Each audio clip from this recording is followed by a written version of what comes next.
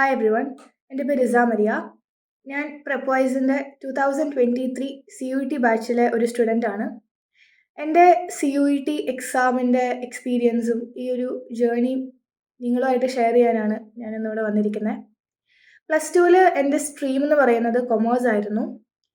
ഇനി എനിക്ക് തുടർന്ന് പഠിക്കാൻ ആഗ്രഹമുള്ള കോഴ്സ് എന്ന് പറയുന്നത് എക്കണോമിക്സ് ആണ്. എക്കണോമിക്സിൽ ഓണേഴ്സ് ഡിഗ്രി എടുക്കണം എന്നാണ് എൻ്റെ ആഗ്രഹം. അതുകൊണ്ട് തന്നെ +2 സ്റ്റാർട്ടിങ് ആയപ്പോൾ CUETക്ക് പ്രിപ്പയർ ചെയ്യാമെന്ന് തീരുമാനിച്ചു. +2 കഴിഞ്ഞപ്പോൾ തന്നെ ഞാൻ ഇതിൻ്റെ കോച്ചിങ്ങിന് വേണ്ടി അപ്രോച്ച് ചെയ്തത് പ്രെപ്വൈസിൻ്റെ ടീമിനെയാണ്.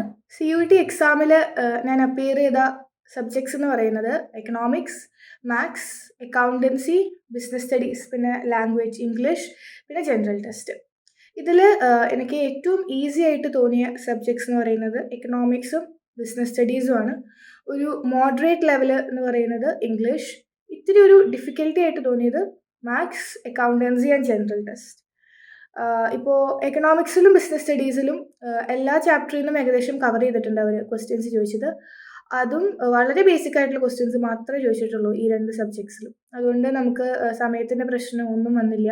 പെട്ടെന്ന് തന്നെ എല്ലാ ക്വസ്റ്റ്യൻസും ആൻസർ ചെയ്യാൻ പറ്റി.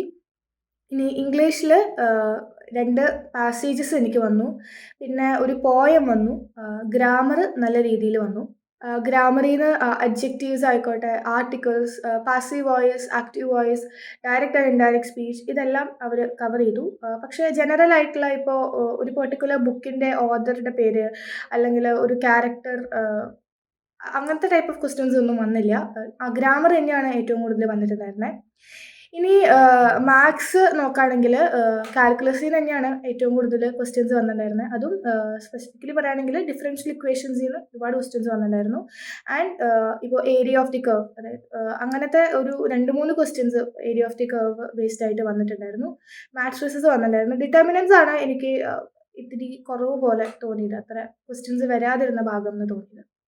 ജനറൽ ടെസ്റ്റിൽ ഈ നോർമൽ പാറ്റേൺ തന്നെയാണ്, അതായത് logical reasoning type of questions and അതിൻ്റെ കൂടെ തന്നെ കറണ്ട് അഫെയർസും ഉണ്ടായിരുന്നു. ഓൾമോസ്റ്റ് അതായത് ടോട്ടലി നോക്കുകയാണെങ്കിൽ ഞാൻ വിചാരിച്ചതിനേക്കാളും നന്നായി എനിക്ക് എൻ്റെ എല്ലാ എക്സാംസും എഴുതാൻ സാധിച്ചു.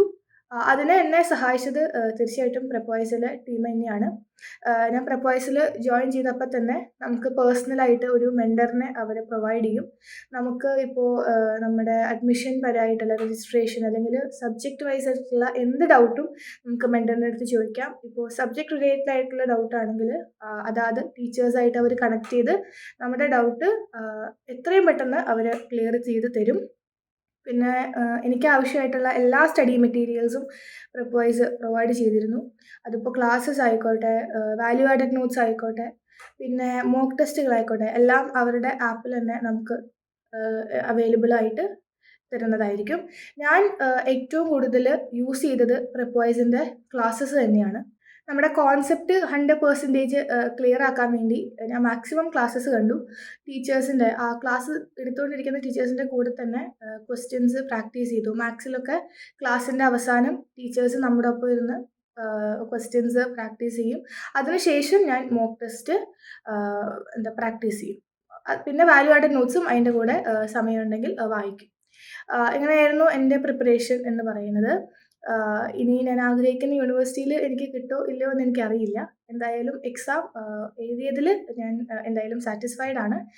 എൻ്റെ പോലെ എക്സാം എഴുതി റിസൾട്ട് വെയിറ്റ് ചെയ്യുന്നവർക്കും പിന്നെ ഇപ്പോൾ എക്സാം എഴുതിക്കൊണ്ടിരിക്കുന്നവർക്കും ഓൾ ദ ബെസ്റ്റ്. നിങ്ങൾ ആഗ്രഹിക്കുന്ന കോഴ്സിന്, നിങ്ങൾ ആഗ്രഹിക്കുന്ന യൂണിവേഴ്സിറ്റിയിൽ അഡ്മിഷൻ കിട്ടട്ടെ എന്ന് ഞാൻ ആശംസിക്കുന്നു. Thank you.